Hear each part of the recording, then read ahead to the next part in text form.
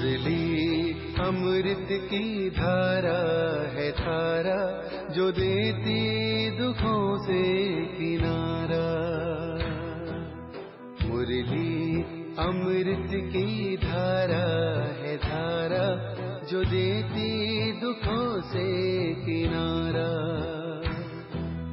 भूले जीवन में हो जाए शिव बाबा मुरली में समझाए। भूले जीवन में हो जाए शिव बाबा।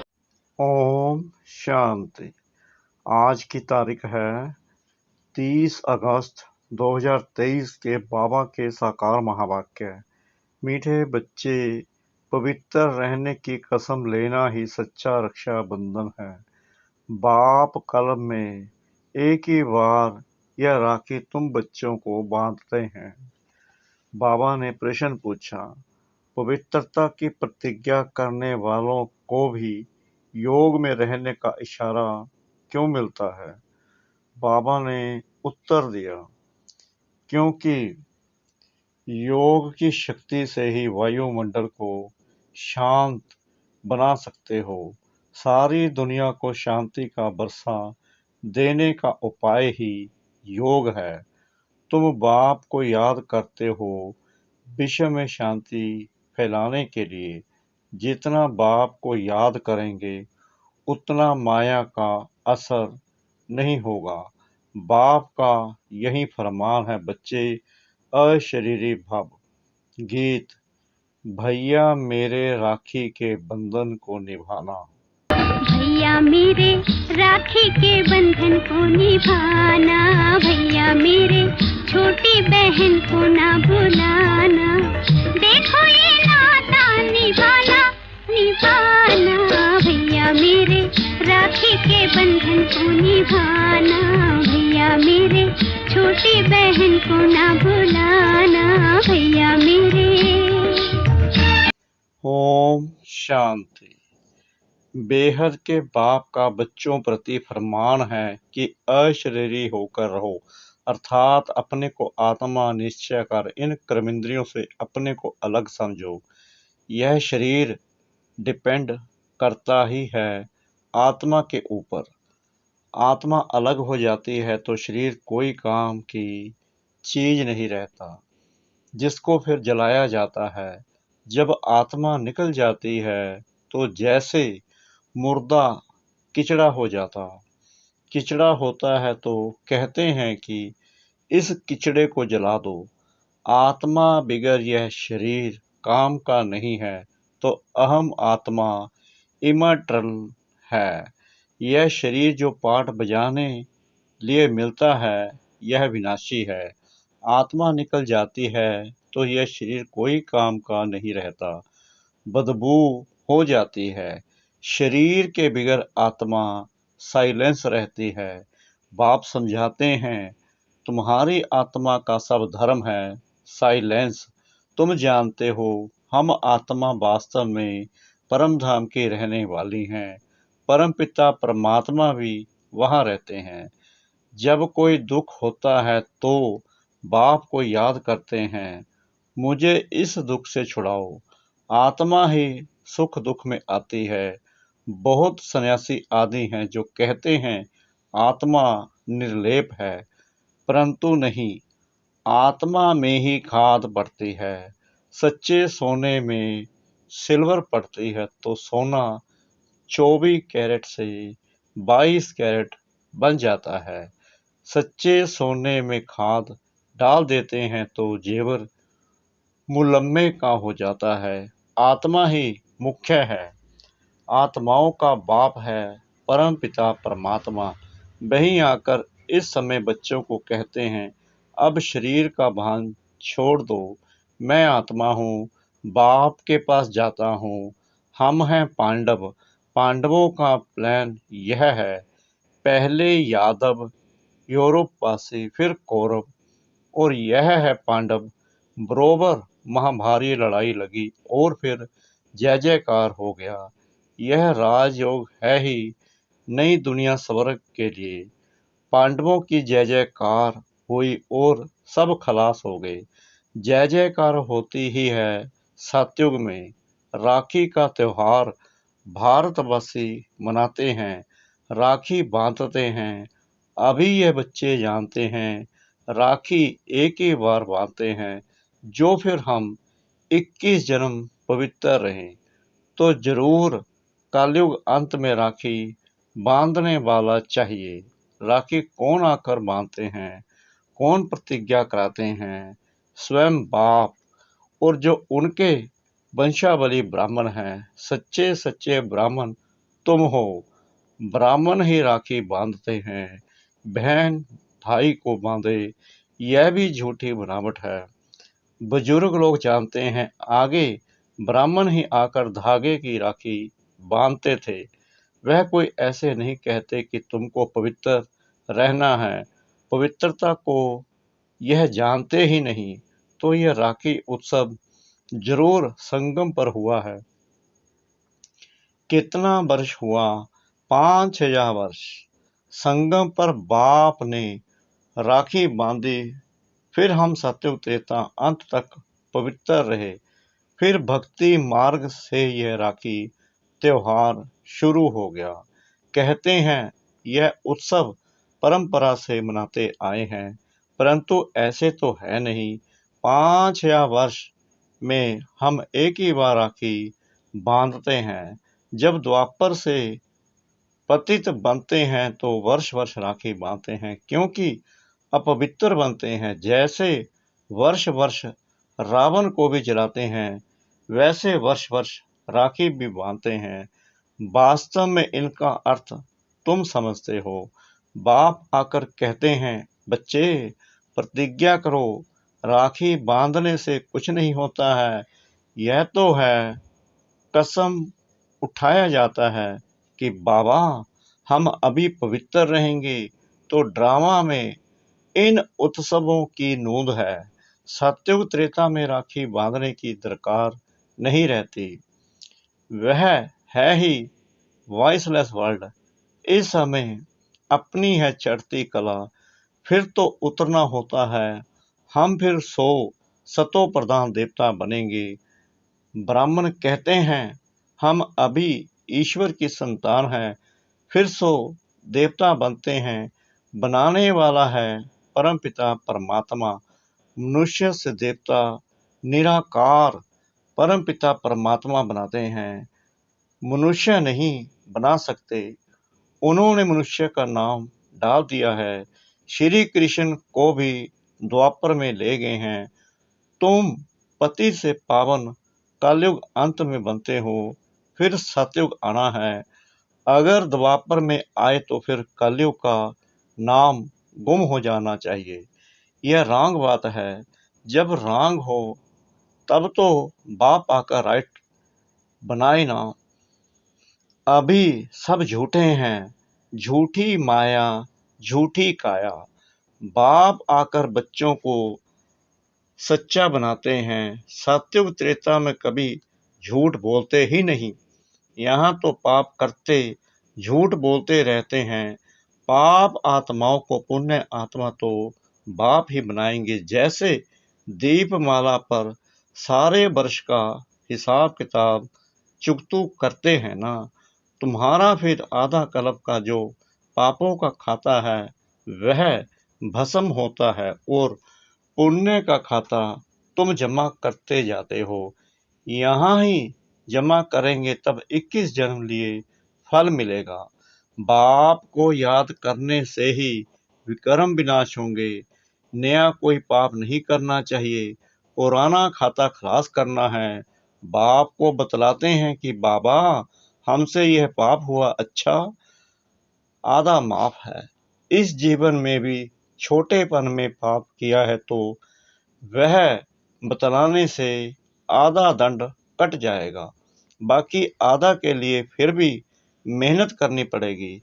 इस जन्म की जीवन कहानी से आगे का भी पता पड़ जाता है, क्योंकि संस्कार ले आते हैं ना, फिर उनकी अवस्था का पता पड़ जाता है। यह तो समझते हैं दिन प्रतिदिन नीचे ही गिरते आए हैं। दुनिया तमो प्रधान बनती जाती है, पाप बढ़ते जाते हैं। फिर पतित पावन बाप आकर राखी बांधते हैं, अर्थात प्रतिज्ञा कराते हैं, तो तुम पवित्र बन जाते हो। परंपरा अर्थात हर 5000 वर्ष बाद ये सच्ची सच्ची राखी बाप से बंधवाते, फिर उसकी रस्म रिवाज आधा कल्प चलती है। उसका महत्व बहुत है। पहले पहले महत्व है, जो राखी बांधते हैं उनका उत्सव है मुख्य। ऊंच ते ऊंच उत्सव है शिव जयंती, जिसका कोई को पता नहीं है कि वह कब आए, क्या आकर किया। इब्राहिम, बुद्ध, क्राइस्ट आदि कब आए, यह तो सब जानते हैं ना। उनसे आगे सतयुग त्रेता में क्या था, वह हिस्ट्री ज्योग्राफी कोई जानते नहीं। देवी देवताओं की राजधानी कैसे स्थापन हुई, कितना समय चली, यह कोई जानते नहीं। मुख से कहते हैं सतयुग के लक्ष्मी नारायण सर्वगुण संपन्न, 16 कला संपूर्ण, संपूर्ण निर्विकारी थे। लक्ष्मी नारायण तो हुए महाराजा महारानी, उन्हों का बचपन भी चाहिए। बच्चों का किसको पता नहीं है। राधे कृष्ण को फिर उल्टा द्वापर में ले जाते हैं। यह मनुष्यों की अपनी कल्पना है। सत्यों की आयु भी लाखों वर्ष लिख दी है, इतनी तो होनी नहीं चाहिए। खुद भी कहते हैं 3000 वर्ष बिफोर क्राइस्ट बरोबर देवी देवताओं का राज्य था, तो फिर सत्यों के इतने वर्ष क्यों देते हैं। सहज बात है ना, परंतु माया पत्थर बुद्धि बना देती है, जो बिल्कुल ही भूल जाते हैं कि हम देवी देवता थे। नंबर 1 ही जब नारायण बनता तो उनको यह ज्ञान नहीं होता, ज्ञान प्रायलोप हो जाता है। बाप कहते हैं अभी तुमको ज्ञान देता हूँ मनुष्य से देवता बनाने का।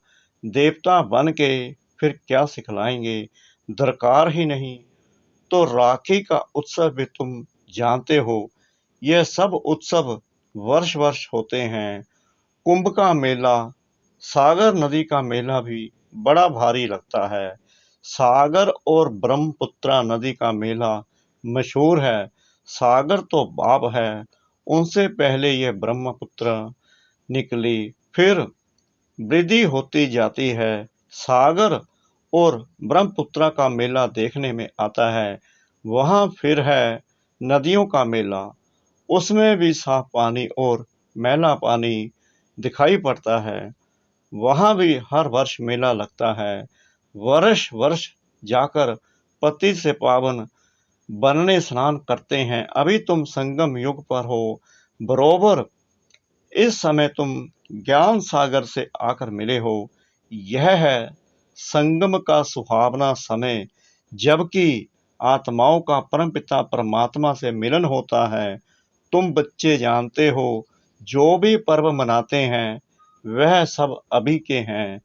आज है रक्षाबंधन, बाबा थोड़ी राखी भी ले आए हैं। अब बाबा पूछते हैं किसको शिव बाबा से राखी बंधवानी है, वह हाथ उठावे। पहले 2-4 ने हाथ उठाया, फिर बाबा ने कहा शिव बाबा से जिनको राखी बंधवानी हो वह हाथ उठावे। तो मेजॉरिटी ने हाथ उठाया। बाप दादा बोले क्या तुम सब पावन नहीं बने हो जो राखी बंधवाते हो। फिर मम्मा से बाप दादा ने पूछा तो मम्मा बोली राखी तो बांधी ही हुई है, देखो। बाबा ने बच्चों की परीक्षा ली तो सब फेल हो गए। मम्मा ने ठीक कहा, तुम तो पवित्र हो ही, बाकी ज्ञान की धारणा पर मदार है। खजाना तो मिलता ही रहेगा, जब तक जीते हो तब तक खजाना इकट्ठा करते रहो।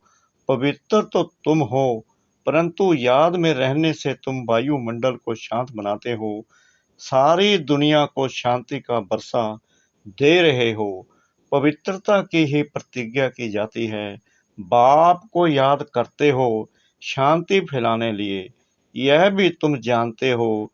जितना बाप को याद करेंगे माया का असर नहीं होगा। माया के तूफान भी आते हैं ना। बाप तुम बच्चों को पढ़ाकर त्रिकालदर्शी बना रहे हैं। ड्रामा के आदि मध्य अंत को तुम जानते हो।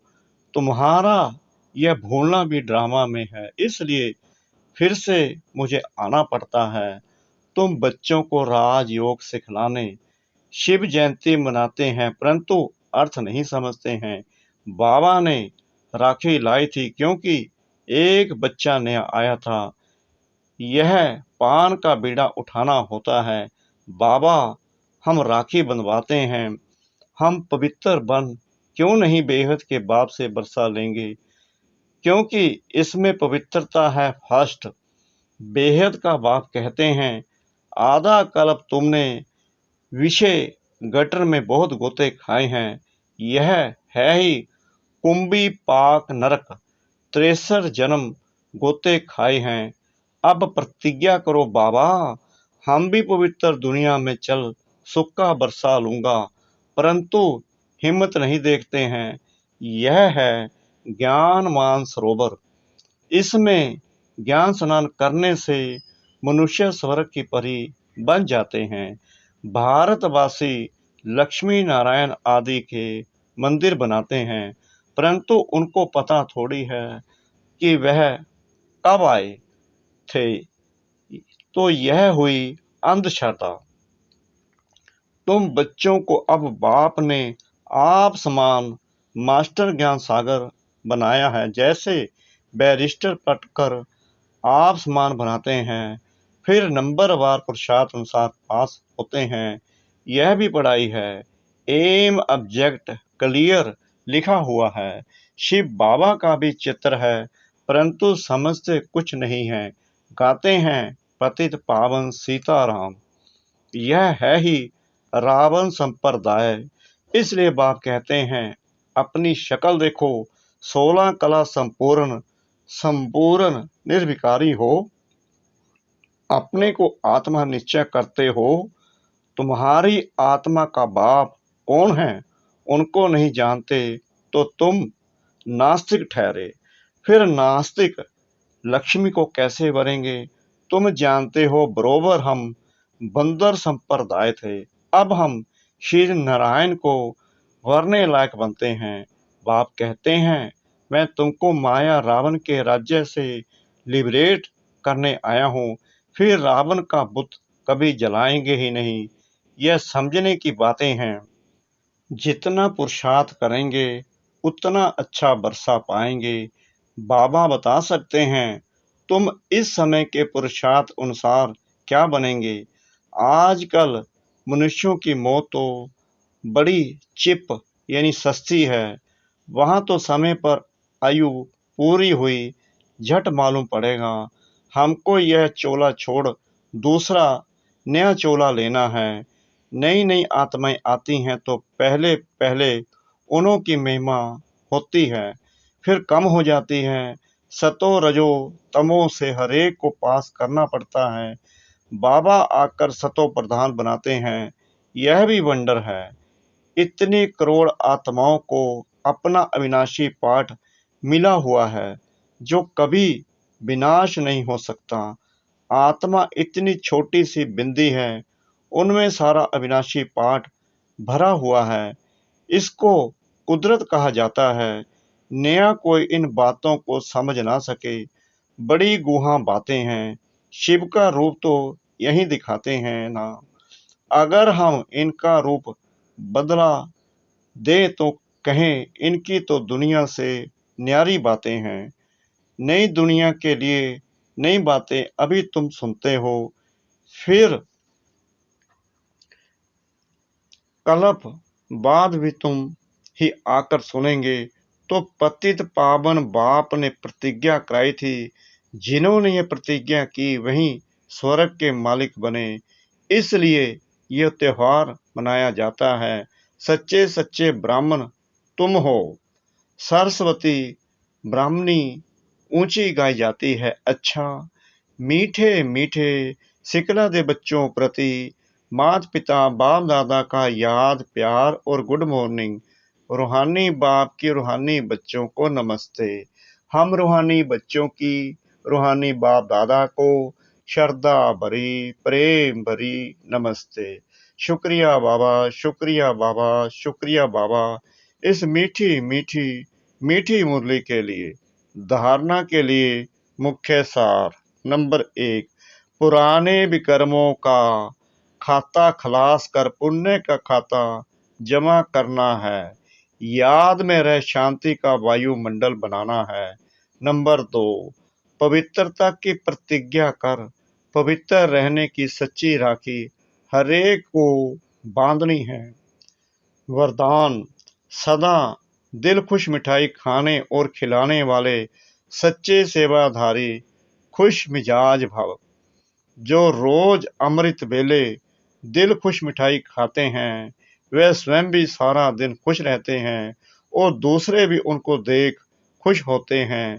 यह दिल खुश की खुराक कैसी भी परिस्थिति को छोटा बना देती है, पहाड़ को रूई बना देती है। तो सदा यही स्मृति रखो कि हम दिल खुश मिठाई खाने और दूसरों को खिलाने वाले हैं। रोने की परिस्थिति में भी मन सदा खुश रहे, तब कहेंगे खुश मिजाज। उनके चेहरे से भी सेवा होती है, उनकी सूरत ज्ञान की सीरत को प्रत्यक्ष करती है। स्लोगन, जिसके हर संकल्प से अनेकों को श्रेष्ठ जीवन बनाने की प्रेरणा प्राप्त हो वही पुण्य आत्मा है। जिसके हर संकल्प से अनेकों को श्रेष्ठ जीवन बनाने की प्रेरणा प्राप्त हो वही पुण्य आत्मा है। ओम शांति।